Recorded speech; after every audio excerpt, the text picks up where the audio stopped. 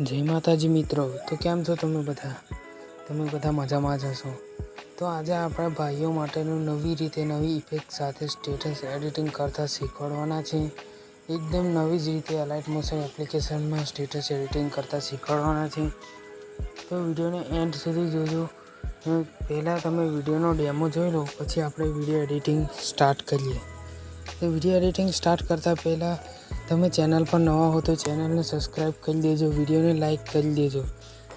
તો આપણે સૌથી પહેલાં ડેમો જોઈ લઈએ, પછી વિડીયો એડિટિંગ સ્ટાર્ટ કરીએ।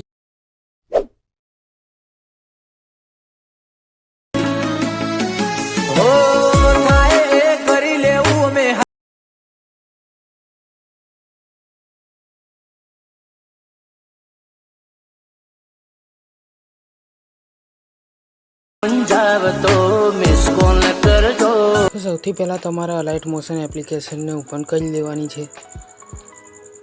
ઓપન કર્યા પછી તમારે નીચેની તરફ પ્રોજેક્ટના ઓપ્શન પર ક્લિક કરવાનું છે।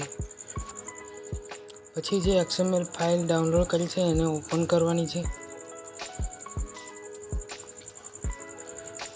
તો તમારી XML ફાઇલ ઓપન થઈ ગયા પછી તમારે પ્લસના આઇકન પર ક્લિક કરી દેવાનું છે।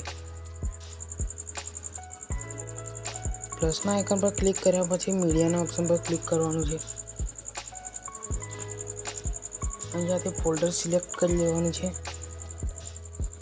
અને અહીંયાથી ફોટો એડ કરી દેવાનો છે। ફોટો એડ કર્યા પછી ઉપરની તરફ 3 ટપકા પર ક્લિક કરવાનું છે। અહીંયાથી ફૂલ સ્ક્રીનના ઓપ્શન પર ક્લિક કરી દેવાનું છે। તો ફોટો ફૂલ સ્ક્રીન થઈ જશે। તો ફોટાને એન્ડ સુધી લઈ જવા માટે વિડીયોની એન્ડમાં જવાનું છે। તો વિડીયોની એન્ડમાં આવી જવાનું છે, પછી ફોટા પર ક્લિક કરી દેવાનું છે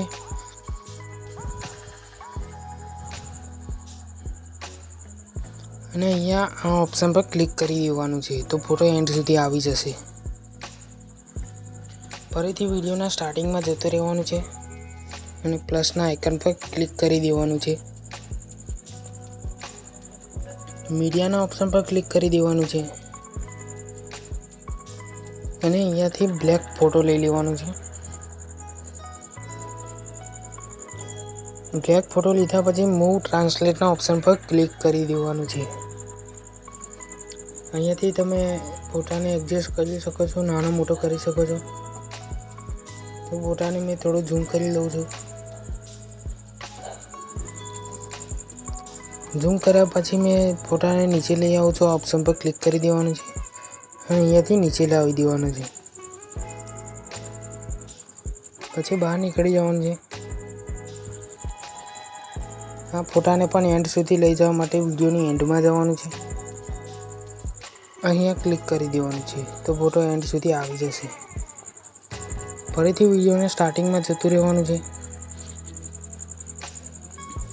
વિડીયોને સ્ટાર્ટિંગમાં આવ્યા પછી ફરીથી તમારે પ્લસના આઇકન પર ક્લિક કરી દેવાનું છે। ક્લિક કર્યા પછી તમારે મીડિયાના ઓપ્શન પર ક્લિક કરી દેવાનું છે। અહીંયાથી હાવજ ભાઈઓવાળું ટેક્સ્ટ એડ કરી દેવાનું છે। ટેક્સ્ટ એડ કર્યા પછી તમારે મૂવ ટ્રાન્સલેટના ઓપ્શન પર ક્લિક કરી દેવાનું છે। અહીંયાથી તમારે ફોટાને નીચે લાવી દેવાનું છે, ટેક્સ્ટને નીચે લાવી દેવાનું છે। તો હું નીચે સેટ કરી દઉં છું। અહીંયાથી તમે ટેક્સ્ટને નાનું મોટું પણ કરી શકો છો। તમે અહીંયાથી થોડું ઝૂમ કરી દઉં છું।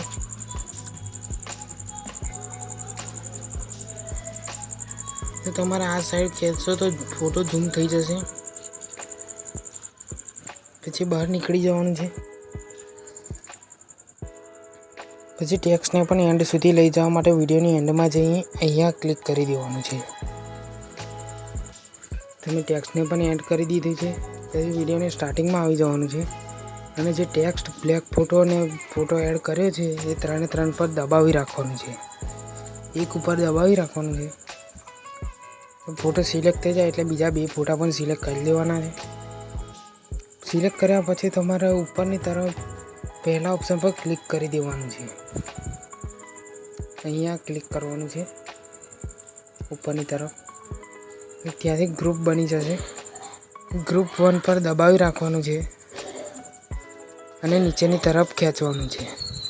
તમે ગ્રુપ પર દબાવી રાખી છે અને નીચેની તરફ આ બધી ઇફેક્ટને નીચે લાવી દેવાનું છે ગ્રુપ 1 ને.